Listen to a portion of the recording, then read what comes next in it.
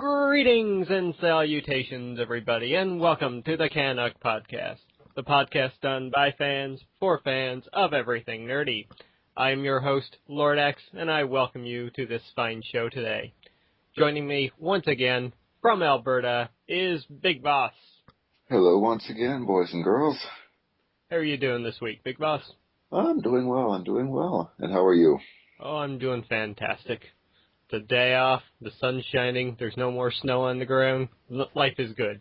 Yeah, it's that way out here too, so I'm content with that. And, ladies and gentlemen, we have quite the big show for you today. This past week, there was a lot of news came out. So, let's dive right into our news stories. And the first one here is kind of a two-parter, I guess. We've got the second part a little later on. That Behesda has bid farewell to Skyrim and has decided to move on to their next adventure. Yeah, so, in reading the article, they basically discussed how they plan to, there'll still be some little minor updates and whatnot with Skyrim just to keep making the game better and better for gamers, but they're, given the development that's been going on to whatever this next adventure is, they need to put a full team onto that, so they're taking away from Skyrim's team and shifting them onto the next project. It makes sense. I mean, Skyrim's been out now for almost 2 years, so... Yeah, a good year and a half, so... And it got 3 big pieces of DLC. People are happy. Oh, exactly. You know what, frankly, I'm content with that. I mean, Skyrim alone is a huge game. Throw in all that DLC, and it could be cool more, but personally, I'm very content with what they've given us, and I'm looking forward to seeing what they do next. Me too. Hopefully we get another Fallout game from them next. That would be nice. I would guess that would be their next focus. I don't think they're going to dive into the Elder Scrolls 6 just yet. No. They do good with switching back and forth between the two series, so... Yeah. Alright, let's keep moving here. Alright, our next article is a piece of news from IGN saying how the XCOM website and videos were pulled amid rebranding speculation. This is related to the XCOM first-person shooter that was in development. Now going to their old website, apparently it was all greeted with an error 404. So, while this could just be a technical issue, it's unlikely given that a bunch of the YouTube videos were all pulled down as well. And they also registered 2 new domains, which I'm going to pull up the article and double check what they were. Okay. Something about 1962. Registered 2 new domains, what happened in 62.com and what happened in 62.net. Given that the XCOM shooter was set to take place in 1962, it would make sense that this is a rebranding speculation and not just simply a cancellation of the project. Which is a great thing. I mean, there was a lot of hatred going towards this game being an XCOM game. Yeah. And especially now where the RTS game just took off so brilliantly well at the end of last year.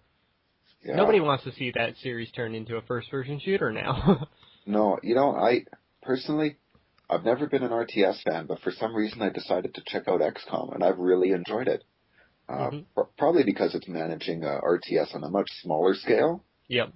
And I like that. It's a little... I'm not going to say it's easier, because we both know XCOM is anything but... Yeah.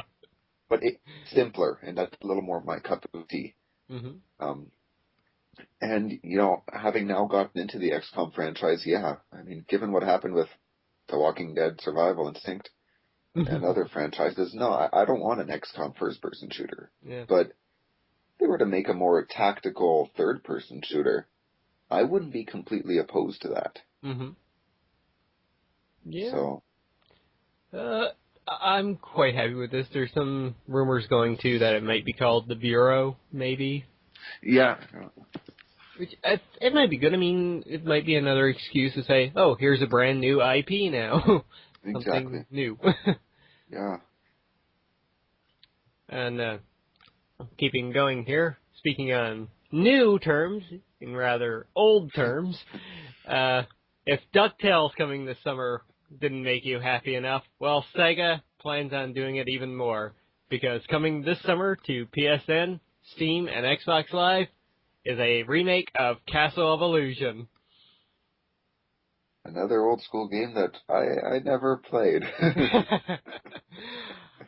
I, on the other hand, did play this one, the Super Nintendo version, and it's one of those games that I really do have fond memories of from a kid. I mean, it was one of those great little Mickey Mouse platformers, and it was fun. It was really, really fun, and I like seeing this. I like seeing like these classics coming back to light now. Well, no, I mean, though I've never played these games, I think it's good, though, that they're remastering these classic games that, so many people never got to play. Mm-hmm. And, even if admittedly, frankly, I'm probably not going to look into this. I mean, I'll be honest. But at the same time, I know there's an audience for it. There's plenty of people who would love to revisit these classic games. Plus, there's plenty of new people who would like some old school platformers. So I think it's good that we're starting to see more and more of this revival of these classics. Yep. And on a small scale digital distribution level, which is great. Yeah, exactly. So that way they don't have to charge you, $60 for this old school game, The whole digital distribution thing. It's great because it makes it so much easier to download, more affordable as well. Mm-hmm. It's and good. The best thing about this one is it is coming to Steam as well, so there's always the possibility during a summer or winter sale you could get this for like less than $5 at some point. Exactly. Steam and their sales. Not to mention perhaps a little PlayStation Plus thing as well. Probably, yeah. For you PS Plus guys. Mm-hmm. Well, I think moving forward. Okay. Another story that I like this actually, that Capcom is taking a cue from NetherRealm Studios and deciding to push for more stronger single-player content, with in particularly aiming at the story modes in their fighting games. That's great. Yeah, I mean, Capcom makes great fighting games, they do, but where's the story? Yeah. Whereas you look at NetherRealm, and I mean, NetherRealm Studios has always done great, even back when it was like Midway with their old Mortal Kombat. Like, I remember the single-player mode in Mortal Kombat Deception and Mortal Kombat Armageddon. And those had great stories as well for a fighting game. Yeah, they did. So that's always been something that team has done well. It's nice to see that, fighting games can have a story too. It doesn't just need to be senseless combat. Mm-hmm. Well, we'll talk a little bit later about Injustice and its storyline, but yeah, I'm really happy Capcom's doing this. My only concern is, will they make it on disc DLC? Oh.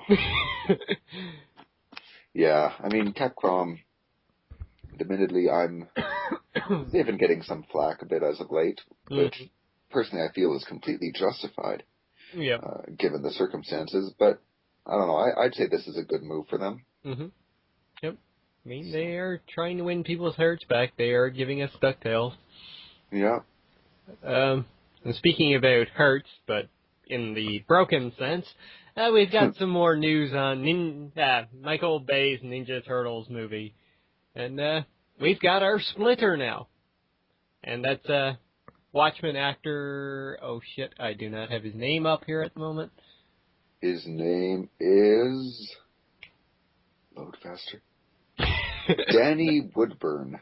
Yes, thank you. Danny Woodburn. He played... Yeah.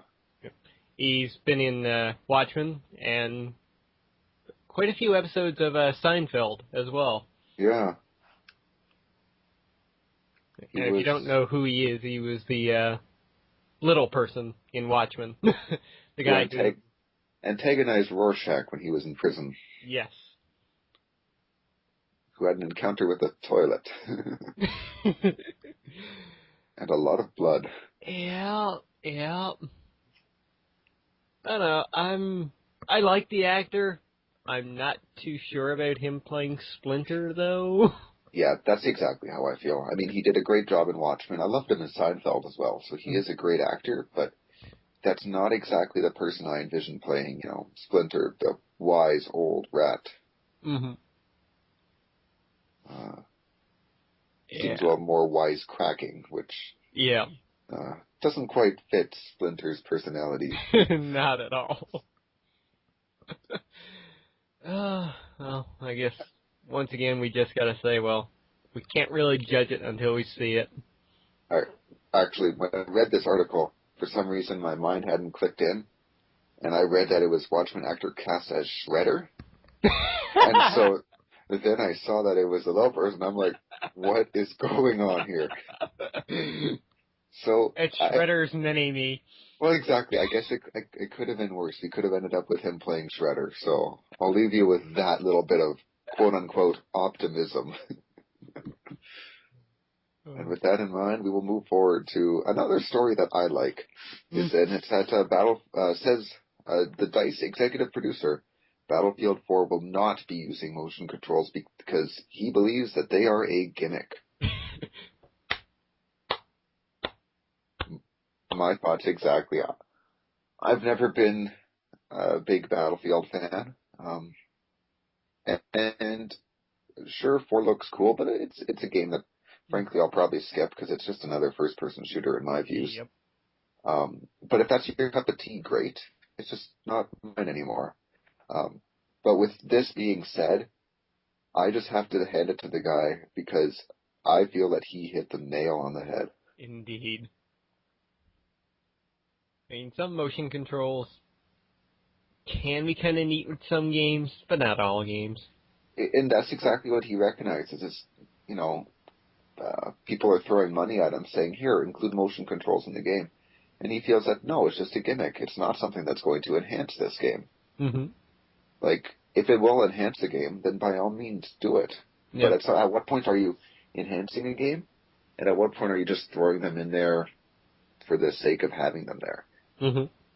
And I feel too many games do that, so it's nice to see a game company standing their ground and saying, no, let's not bother with this. Mm-hmm. Yep, it's pretty cool of them, that's for sure. And, well, I guess we don't have to worry about, Connect with Battlefield 4, waving your hands around to cut off somebody's leg. So no more pew, pew, pew. Oh my. And speaking of pew pew pew, we've got some movie news for you all, again. Yeah. And that's pretty cool movie news, too.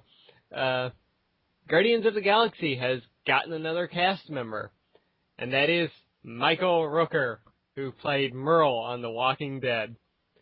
And he is set to play Yondu, one of the original Guardians of the Galaxy. Yeah. As I've mentioned, I believe, in previous podcasts, that I've never read any of the Guardians of the Galaxy comic, so my knowledge of them is fairly limited. But in looking up this article, it's interesting because, Yondu is one of the original Guardians, as you had said, but is more a tribal character. Yep. Using, like, bows and arrows, which kind of contrasts with characters like, Rocket Raccoon. Yeah. But nonetheless, I think Michael Rooker is a very strong cast addition, so that's good. Yeah, I'm really glad to see him in the movie. There was talks before that he could be playing Rocket Raccoon, but, it's nice that he got an actual bigger role. Like Rocket Raccoon would be the big role, I guess, for the movie, but it's nice that he got a role in the movie. Yeah. Mind you, I could see his voice for Rocket Raccoon would be pretty good, I think. It would be, yeah. When I think about it now. Huh. Regardless, though, more to look forward to for the Guardians of the Galaxy movie. Yep. And speaking of comics, here's something that I know X is thrilled about.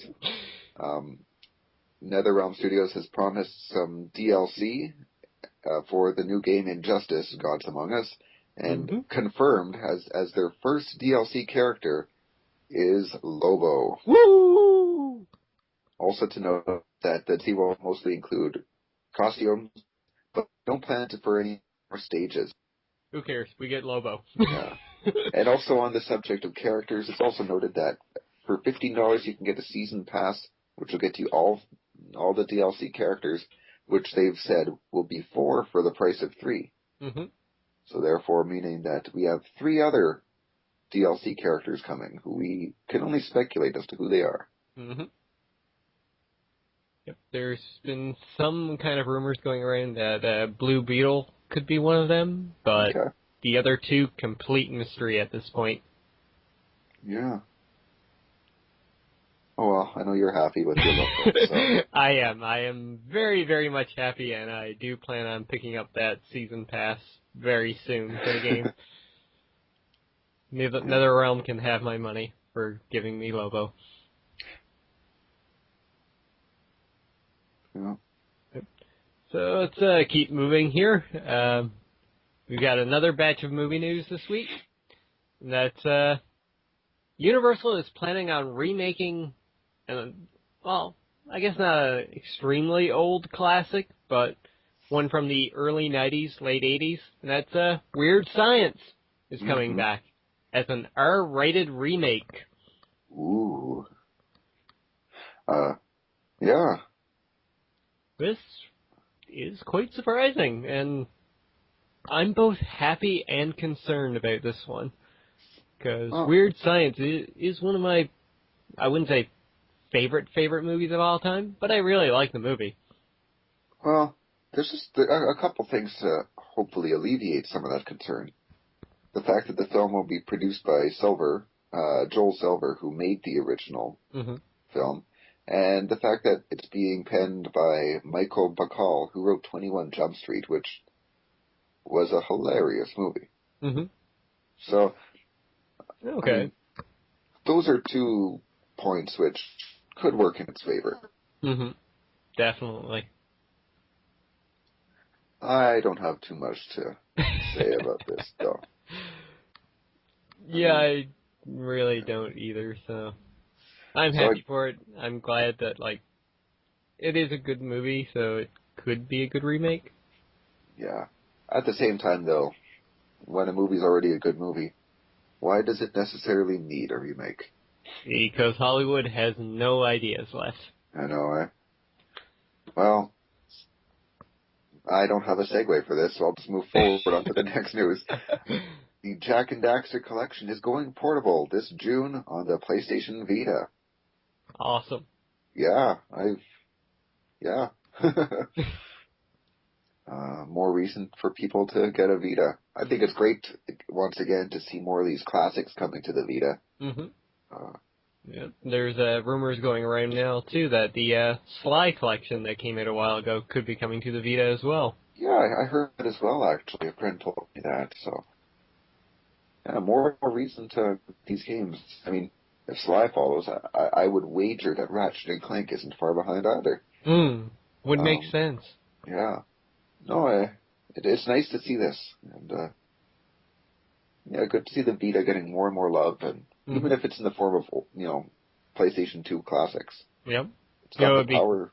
It would be great if Rockstar came aboard on this and gave us, a GTA Classics pack for the Vita. Vice City 3 and San Andreas. Oh, agreed big time. They'll even give us the Liberty City stories and Vice City stories as well. Just give us all that. And Chinatown, of course. Give us all the games. All the games, Rockstar. All the games. That's nice to see.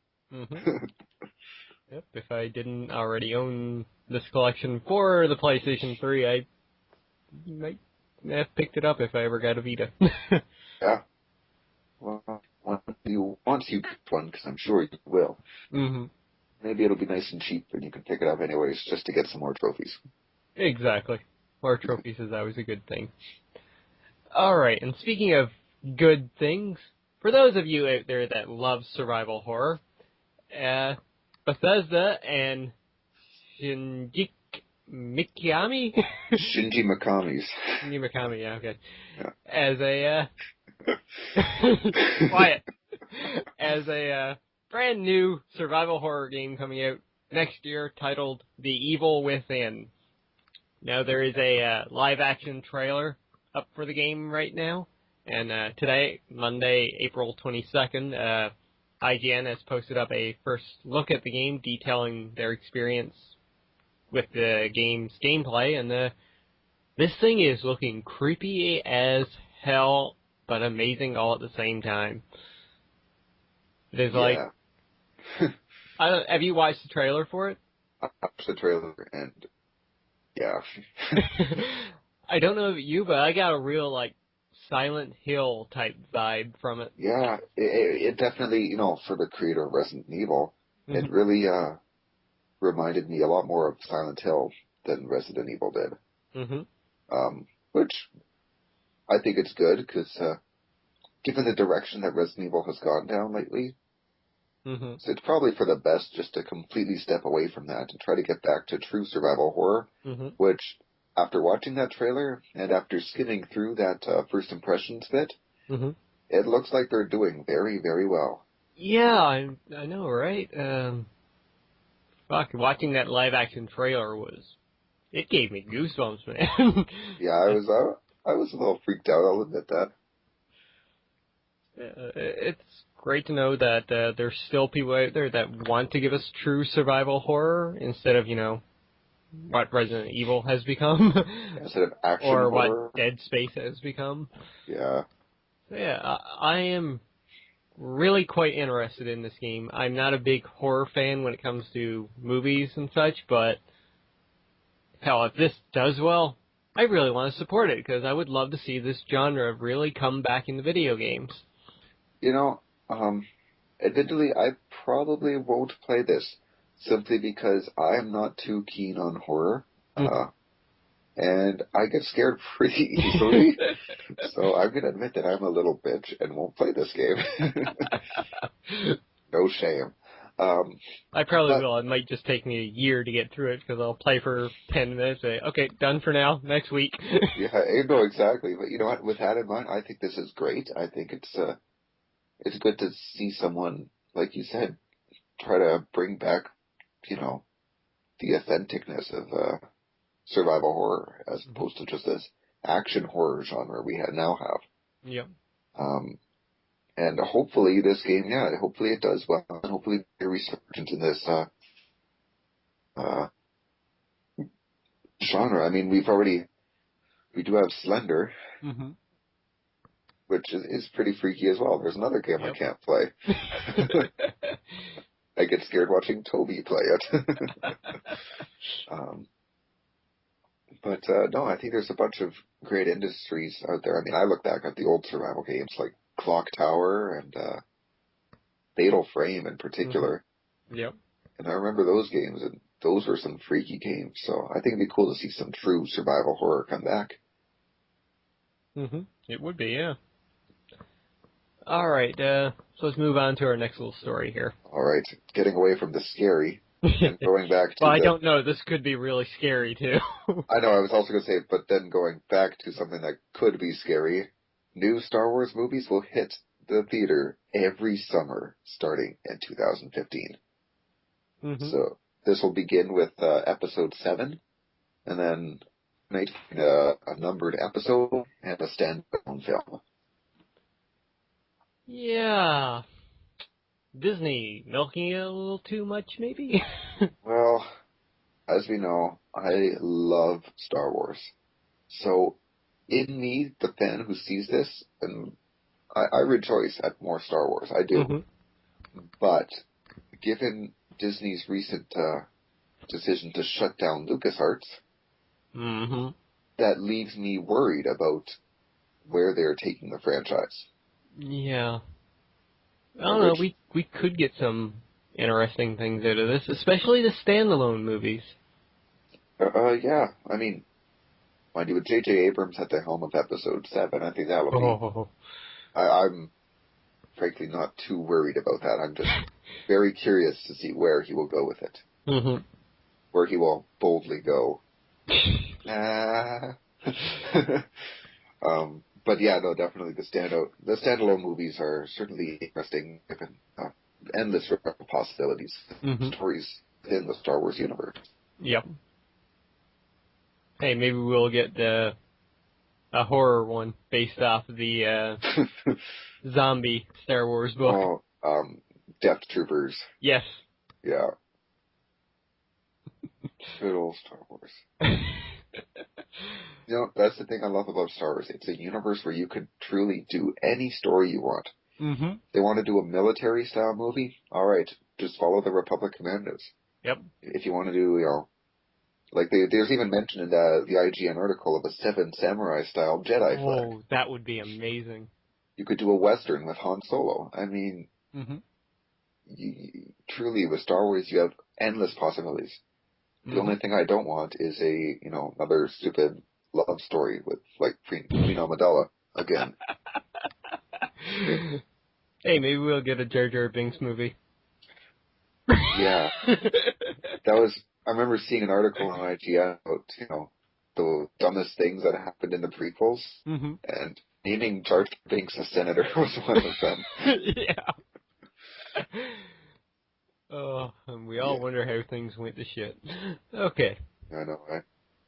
Alright, speaking of another company who really has a love-hate relationship these days, that's Nintendo. And this past week, we got a whole bunch of Nintendo news.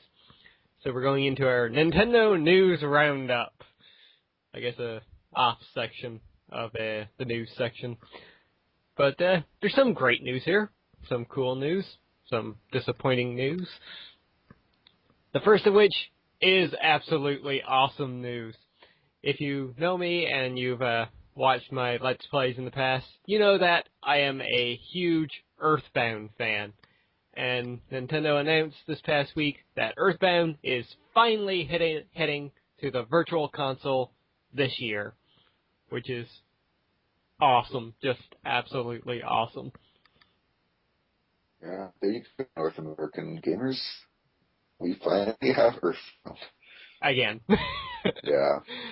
I mean, over the years, they've said that they couldn't do it because of, like, licensing issues and whatnot, because, like, a lot of the music in the game is, like, slightly tweaked from licensed music, so there was that, some characters and whatnot, but, yeah, they're finally doing it. Yeah. I'm not sure if it's coming to both the Wii and Wii U Virtual Consoles, but I know for a fact that it is coming to the Wii U one, which almost makes me want to buy a Wii U now. Yeah, I mean, I've heard excellent things about Earthbound, so there's another thing to look forward to from Nintendo. Mm-hmm. You've got right. the next one? Yes, I do. Another Nintendo story, Bravely Default Flying Fairy has been confirmed for the US and for European market. Woohoo! Yeah. Hey, I don't know. be excited about this one. It's a Final Fantasy game. Yeah, but it's a Nintendo Final Fantasy game. I never played the Crystal Chronicles. I mean, Mm-hmm. They say that it's a spiritual sequel, to Final Fantasy: The Four Heroes of Light. Which I've heard many good things about. Still haven't Okay. played it yet myself, but I've been told that it's really, really good. See, I don't have any of this means to play this stuff, so... Well, you need to get on that. Maybe. But regardless of my pessimism about this, like I said, there's, plenty of reason for gamers who are a fan of, Nintendo gamers who are a fan of Final Fantasy. Here's something more for you guys to look forward to. So I should really stop being so negative. Don't worry, you'll have a chance very soon when you cover your next story. But on the side of good news and spiritual sequels, Nintendo also announced that a new Zelda game is coming for the Nintendo 3DS. And this game will be a sequel of sorts to Link to the Past, the Super Nintendo Zelda game, which is actually my personal favorite Zelda game of all time. Nice. So, yeah, I am really happy about this. I mean, I would have loved a remake of Link to the Past, but this is just as good, if not better. Yeah, I mean, given my pessimism for Nintendo, Zelda's one franchise, though, that I've always held a lot of respect for. More so than any other Nintendo franchise, to be perfectly honest. Mm-hmm. And, no, I think this is great. I mean, there's another thing for Nintendo gamers to look forward to in a new Zelda project, not just a remake, which, like you said, would have been cool, but something new is always really cool as well. Mm-hmm. Even cooler. So, yeah, that should be to look forward to. Yep. And going from the good news now to the slightly disappointing news. So apparently the Wii U has had the biggest launch window I've ever seen, with Pikmin 3 being delayed to August. So, we're looking at a launch window from, October to August? Yeah. Uh, Oh, this is just disappointing. I mean, the Wii U has nothing right now, and Pikmin is the only first-party game Nintendo has, given a release date to so far. Well, since New Super Mario Bros. U, I think. That was the last one. Yeah. But hey, they did release what people believe to be the final box art for it. Yeah. You know what? Even though with my, even with my pessimism towards Nintendo, Mm-hmm. I will say this, I really did enjoy the Pikmin games. Mm-hmm. Me too. I remember playing number 1 back on the GameCube when I first got a GameCube, and I had a lot of fun with it. So, yeah, they've always been really fun games. And, yeah, I mean, it'll be something to look forward to, but another delay for this. Yeah, sad. They really need games, and they can't keep doing this. Oh, exactly. It makes you wonder why they would say the game was coming out at launch, and then what could possibly delay it for nearly a year? Mm-hmm. So. I know, it's so disappointing. Yeah, it's rather disappointing. Alright, so let's move here right into our last little batch of news, which is just a few points about what Nintendo covered in their Nintendo Direct on April 17th. So, got a few things. I'll run down through them here. First of which, there's more news on Mario Golf World Tour's online features. Looks like they're doing a great job with them, just like they did with Mario Kart 7. Quite happy with that. They gave a release date for Mario and Luigi Dream Team. It's coming out in Europe on July 12th, and in North America on August the 11th, which is kind of strange for North America getting it a month after Europe. Usually the other way around.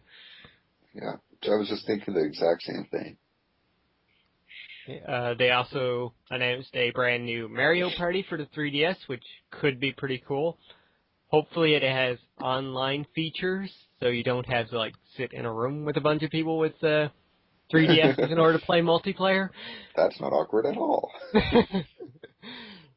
Well, I guess if you still want to punch people, that is part of Mario Party after all. You son of a bitch. Okay, anyways, they also announced a brand new Yoshi's Island game for the 3DS, which looks damn cool and absolutely beautiful in art style. And Donkey Kong Country Returns 3D gets an easy mode. I don't know why, but okay. For those of us who suck at gaming. Well, learn to play better, that's all I gotta say. Don't judge me. New Animal Crossing footage was shown, and they announced that Europe will be getting a limited edition Animal Crossing 3DS Extra Large. Ooh. And as we mentioned, the new Zelda game, which was announced, was also mentioned here. All right. Pretty big push of Nintendo product stuff. Mm-hmm. It is. I mean, I love the fact that Nintendo does these Nintendo Directs. I mean, Microsoft never does anything. Sony, well, they had their PlayStation meeting back in February, but Nintendo puts these out all the time to announce new shit. Yeah, so Sony only really does the big press conferences, I feel. And then, like you said, stuff like does nothing. Mm-hmm. So no, it is nice to see Nintendo doing these rather regular, frequent updates as to what's coming. So it's a nice touch for the fans. Yep, it is. And ladies and gentlemen, that's going to do it this week for our news stories. So I hope you enjoyed everything that we had to cover here. There were a couple more, but we're just going to skip over those for this week because they were kind of minor. But with that being said, it's time to move on to our next section. Our been playing, been watching, and been reading section. And Big Boss, do you want to start us off this week with the first game you've been playing? All right, I will kick this off and say that the first game I've been playing will be the one I'll discuss probably the least. I've been playing some WWE 13. Nice. I've finally taken the time to actually learn how to play the game a little bit. I've been working my way through the Attitude Era mode, which I must say is a lot of fun. It's cool to see, all the old archive footage, the way that things have been redone in the game to capture these moments, and it's also fun in the middle of the matches to go after those historical objectives. Mm-hmm. So. Yeah, they did a fantastic job with the story mode in that game. Yeah, I just finished the Rise of DX yesterday, and now I'm working through Stone Cold's story mode, so fun times. Awesome. Well, the first game I've got this week is one that I will only briefly touch over because I haven't had a great deal of time to play it yet. But that's Fire Emblem Awakening. I finally found a copy of the game this month after months of waiting now, and I've got to say I'm enjoying it. I've only really gotten through the prologue, which I kind of played before in the demo, but yeah, awesome game. Love the art style, voiceovers, actually pretty good for a Japanese translation. Nice. And then my second game I've been playing, which, well, I'm not going to talk about that much more. I played through this last week, Army of Two, the 40th Day.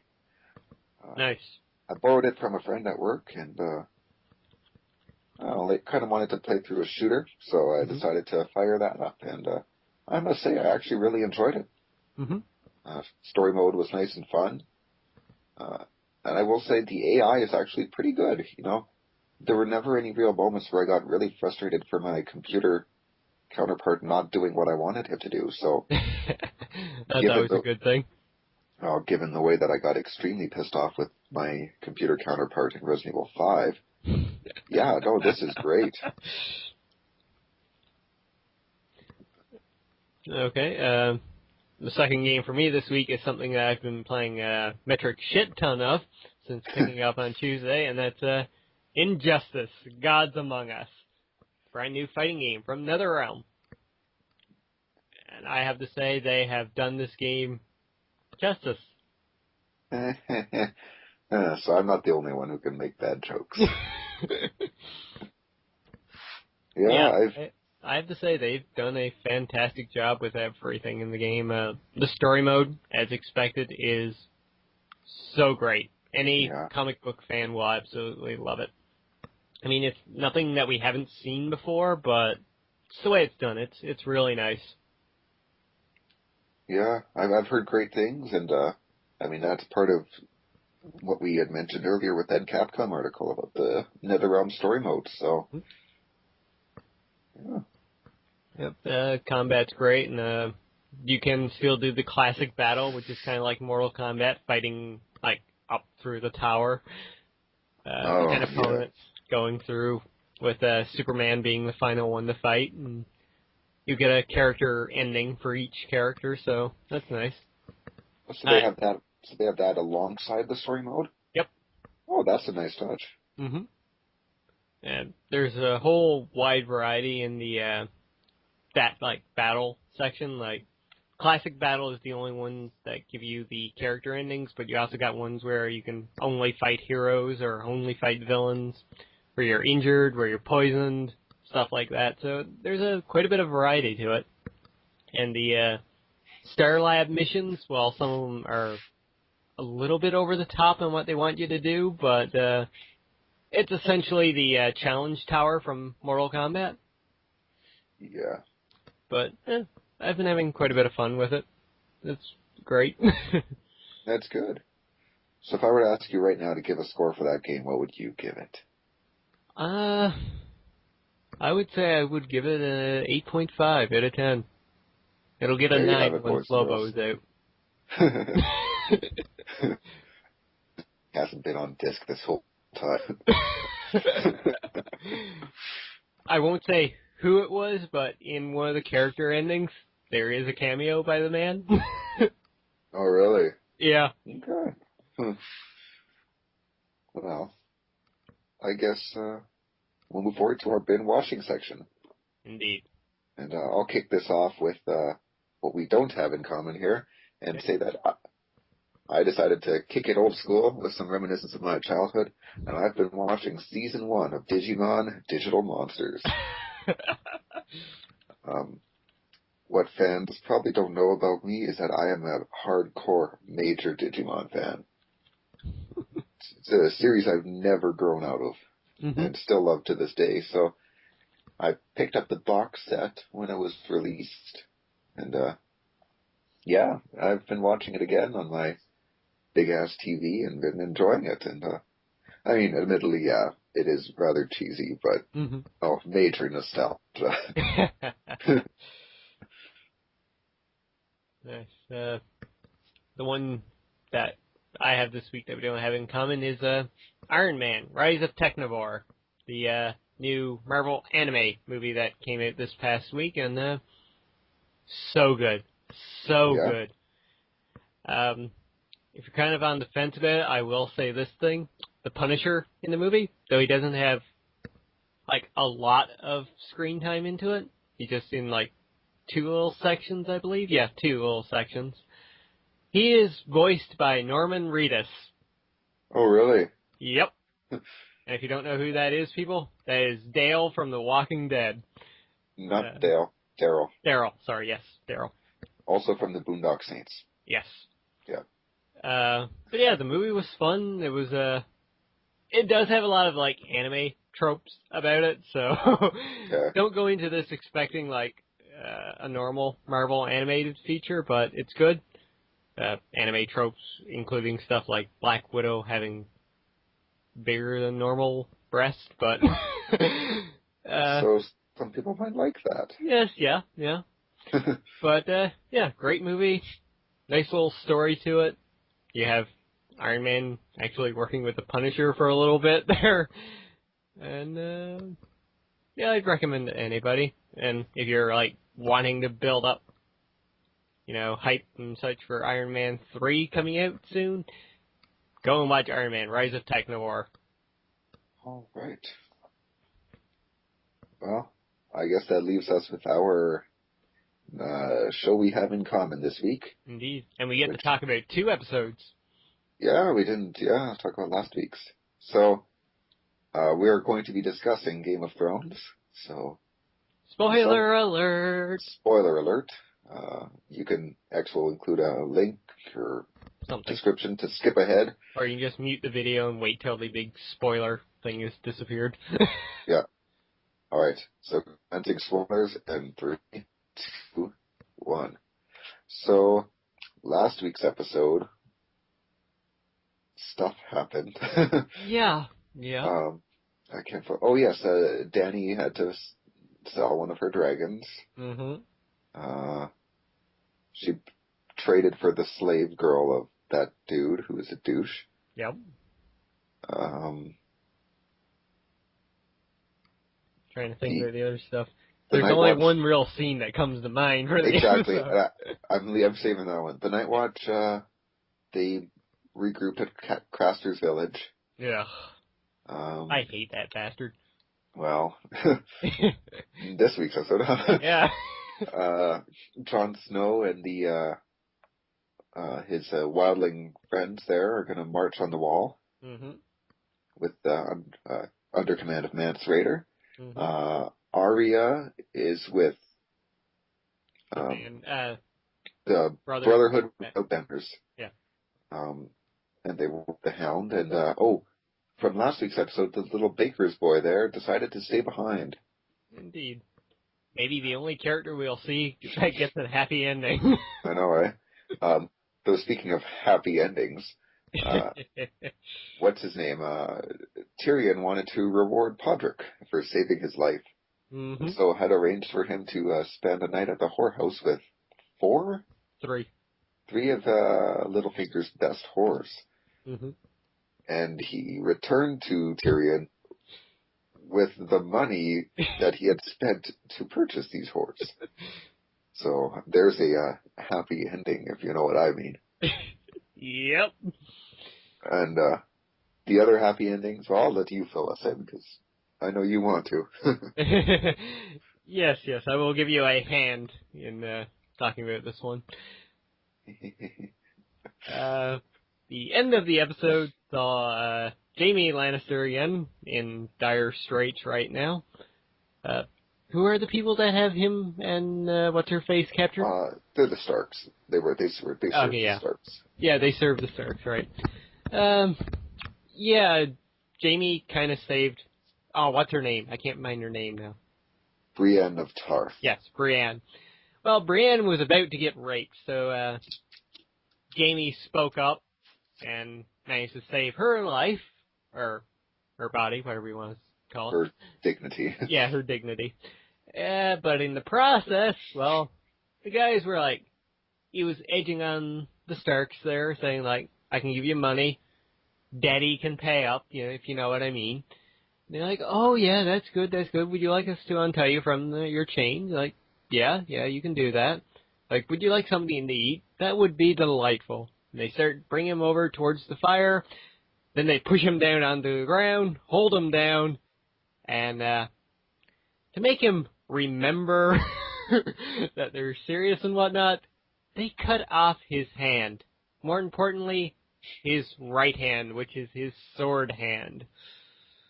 Yeah, that was a shocking final scene. I did not see that coming in any way. No, me neither. It was, like you said, shocking.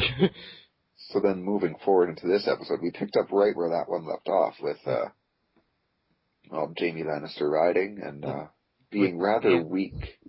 Yep, and with his hand now around his neck. Yeah, hanging like a Christmas ornament. But yeah, he's weak and seemed to have resigned his will to live. Mm-hmm. And actually, and then throughout the episode, Brienne reveals that Jaime lied to protect her. Mm-hmm. That he knew that she was from Tarth, which is referred to as the Sapphire Isle. Mm-hmm. But he had told the people that if they didn't rape her and returned her to her father, they would be rewarded with tons of sapphires. Mm-hmm. However, the Sapphire Isle doesn't get its name from that, simply because the water is very blue there. Yep. So she thanked him for lying to protect her, basically. Mm-hmm. So it makes you wonder, are we going to see a new side to Jaime's character? It's possible, yeah. Perhaps she also told him to stop being a whiny bitch and grow up. Yeah, that too. But you could tell she actually felt sorry for the guy a bit as well. Mm-hmm. So it makes me wonder, perhaps there's some redemption in store for Jaime, though given that this is a George R. R. Martin thing, I don't know if that's possible. Characters don't necessarily get redemption. Yeah, that or if they do... they die. Redeem yourself and die. Mm-hmm. We got some other little moments from this one. We got another little scene with Bran in this one. Yeah, another little dream he's having. Mm-hmm. With but the guy who's also a warg. Mm-hmm. Not too much happened with him. No. We also saw Arya with the Brotherhood Without Banners and challenging the Hound to a trial by combat. Yep. After accusing him of killing Arya's friend, the butcher's boy, Micah, back in season 1. after he attacked Prince Joffrey. Mm-hmm. What else? What's his name? Theon. We got to see some more of him. Oh, poor Theon. I can't help but feel sorry for the guy at this point. I know, that was right? He was like elaborate. He was like hated last season, but now you're like, oh, such a shame. Yeah, like I hated him last season, and I mean, especially this episode where you see that he realized that he made a huge mistake by turning on the Starks. Yep. And that he actually acknowledged that Ned Stark was the father figure to him. Mm-hmm. Yeah, that was nice. And, that was really nice. Yeah, but especially the fact that basically the guy who saved his life just conducted the trolling we thrown to date. Yeah. Basically just led him in a giant circle right back to his captors and told him that Theon was the one to kill the people who had been pursuing him, the guards. So basically, he gave Theon hope, took it away, and left him in a position even worse than he had been before. Yeah. Poor guy. Oh, I'm kind of curious on what they're going to continue showing and doing with him right now, because from what I've heard, book-wise, he was in book 2, as well we know from season 2, but then he kind of disappeared and wasn't revealed again until book 5, from what I know. Okay. So we don't know if they're filling up space with stories about him, or yeah, if they're skipping ahead his story. Makes you wonder, but I mean, they do have George R.R. Martin helping them with the series, so. Yeah, that's true. So who knows? Maybe he's just giving them details now of what happened to him between book 2 and book 5. So exactly, maybe he's helping fill the gap. Mm-hmm.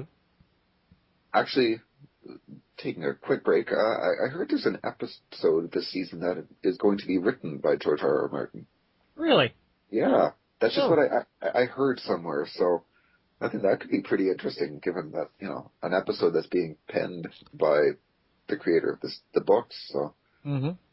But then someone basically said, I wonder what episode that's going to be. They're basically saying that an episode where everybody dies.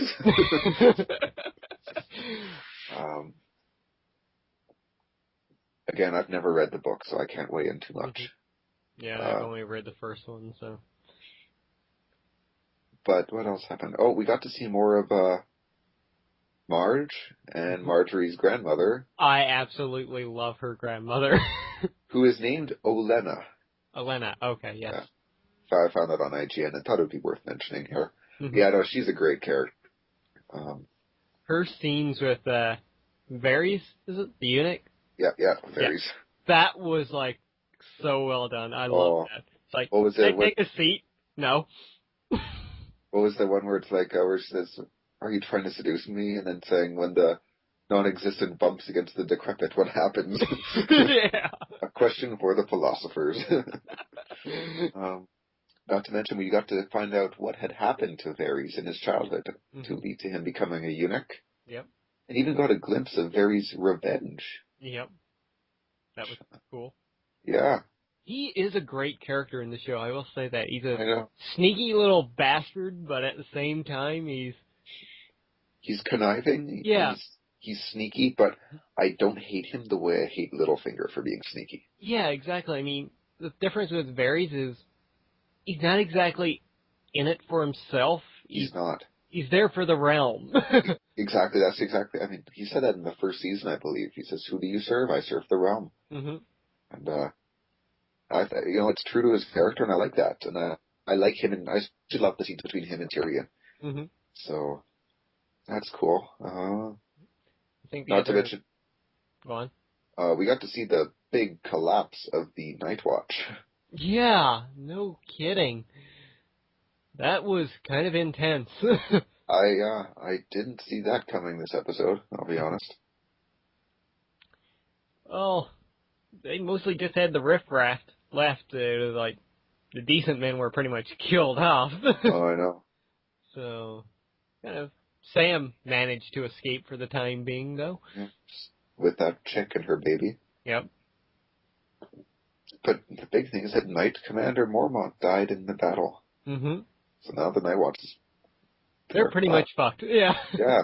So now Jon Snow's coming back to attack the wall, and I mean, then I watched it in disarray. I'm like, oh, that should be a pretty easy attack. Mm-hmm. Yeah, they're not going to have too much trouble now. No. And I think the other big thing with this episode was we got to see more of Daenerys. Yes. Who I don't think, yeah, we didn't see too much of in last episode.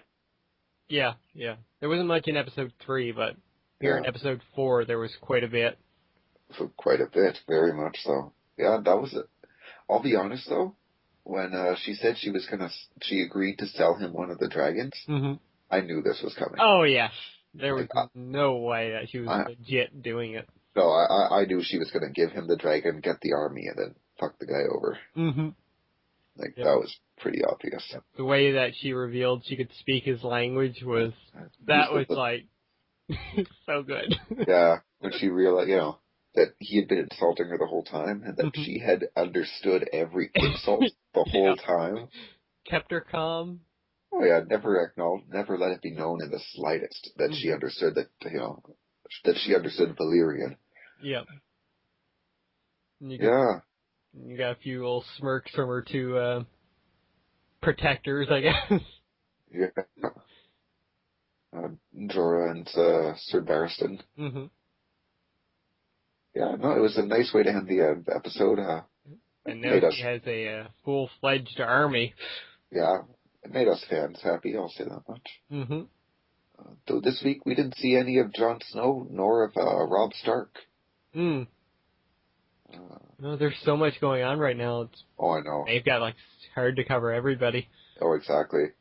We did see a bit of... Oh, go on. You first. So we did see a bit of Joffrey, once again, being manipulated by Marjorie, so... Yeah.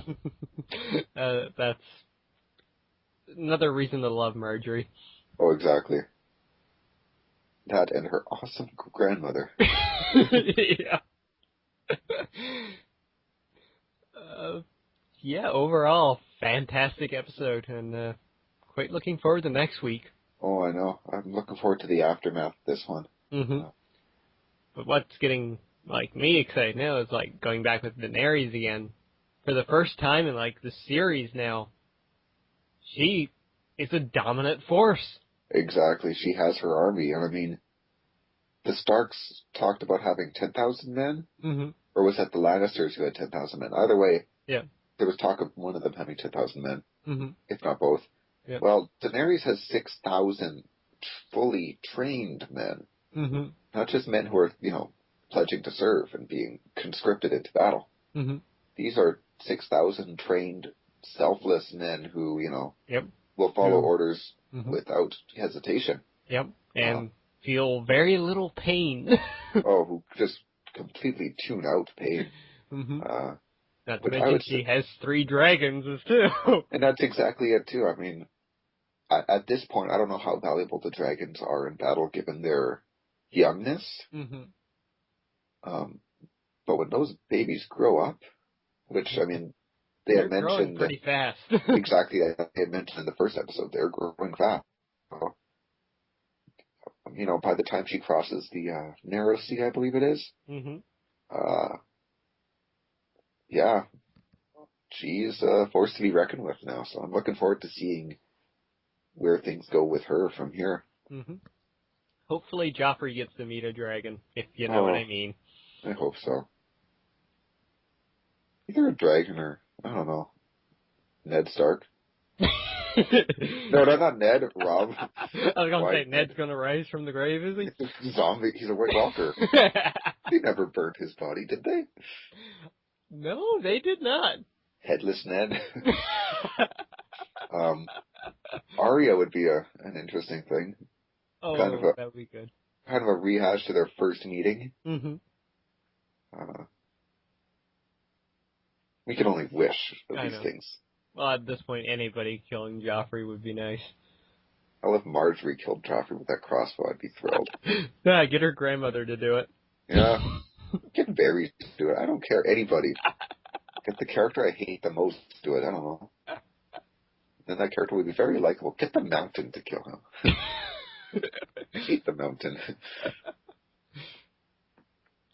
All right, I think that Well, does it for our been watching section. all right, the spoilers are now over. Yes, you're free to listen again All for right. been reading, which we really. Do you have anything this week? I do. Once again, just nothing. Not too much. Okay. I've been reading, once again, coming back to my love of Digimon, a Digimon fan series on the internet called Digimon Reboot.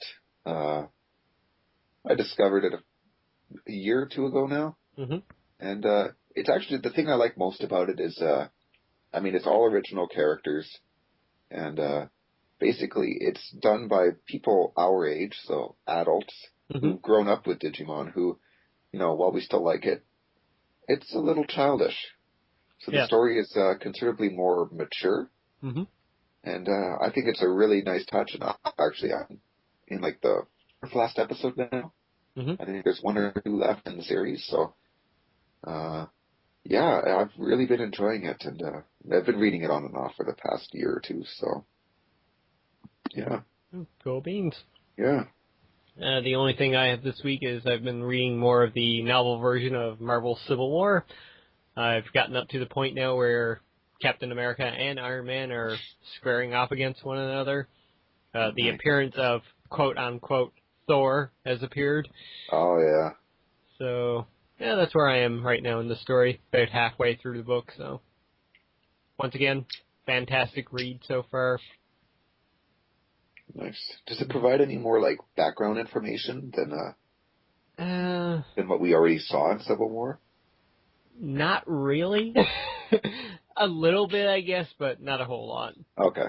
So it's pretty just faithfully following the comic then. Yep. Okay. Okay, so that does it for that section. So now we move on to our shameless self-promotion. Yeah. You can go first. Follow me on Twitter, boys and girls. Though he's not with us, I guess I'll plug for Jester. Sure. You can, check out his stories he's working on. You have The Hunters, and you have Blaze. Both of those can be found on his blog spot. He also is doing his YouTube series when he has time to do them, so hop onto his channel and give those a watch. Indeed. And you can always bug him on Twitter at JesterCar13, I think. I'll double check that, but I'm pretty sure. I believe that's it.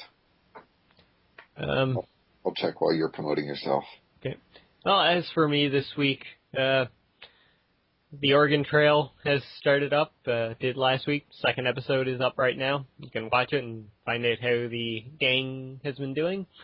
But my big news this week, Spec Ops: The Line is actually winding down. I've got like one more episode to record, I believe, and then I will be moving on to Prototype, a game that I've never finished but really wanted to, and doing a Let's Play of it will give me that chance finally.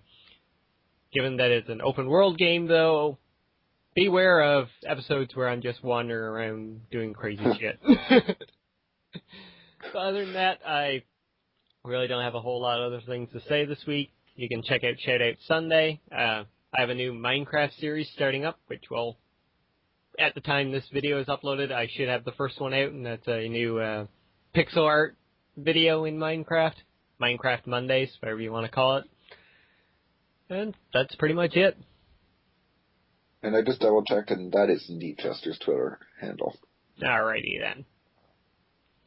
So, as always, you can leave us questions and comments for future podcasts. Yes, please do. Yeah, leave comments in the comment section below. Mm-hmm. Contact us through Twitter. Any other questions or anything? Yep. Yeah. And comment on the stuff that we talked about today, or maybe comment on the stuff that we didn't talk about that you'd kind of like to get our opinions on. Yeah. Let us know what games you're looking forward to, what movies you're looking forward to, or not looking forward to, for that matter. And if you comment, hey, there could be something in it for you. Exactly. X will tell you about that. Yes, if you leave us a question or comment down below, you get a chance to win a free game. And since we didn't have anybody asking us a question or comment last week, that moves again over to this week. If you ask us a question or a comment, you can win either Bastion or Killing Floor for Steam. Maybe I'll make a second account just to win this stuff. I mean, come on. We're giving stuff away and no one's taking it. I know, right? We're not even asking people to subscribe or like the video. All you gotta do is just ask us a question or comment. Get valid questions and comments. Yes, yeah. Nothing like, I win, or stuff like that. We will ignore that as spam. No, first. So if you say 23rd, maybe, but... Maybe. But, yeah, please leave us questions and comments, guys. We really would appreciate it. We really want to tell you more about ourselves. We do. Thoughts and opinions on shit. We want to get a nice viewership and a nice camaraderie with our viewers. Exactly. And Big Boss, I do believe that's going to do it for this week. All right. Well, thanks, boys and girls, for tuning in to episode 12 of the CanUK podcast. We've had a lot of fun recording this for you, and hope that you've enjoyed watching/listening to this podcast as well. I've been Big Boss, and with me this week has been LordX. Thanks again for tuning in, and we'll see you next week. Until then, stay alpha. Goodbye, everybody.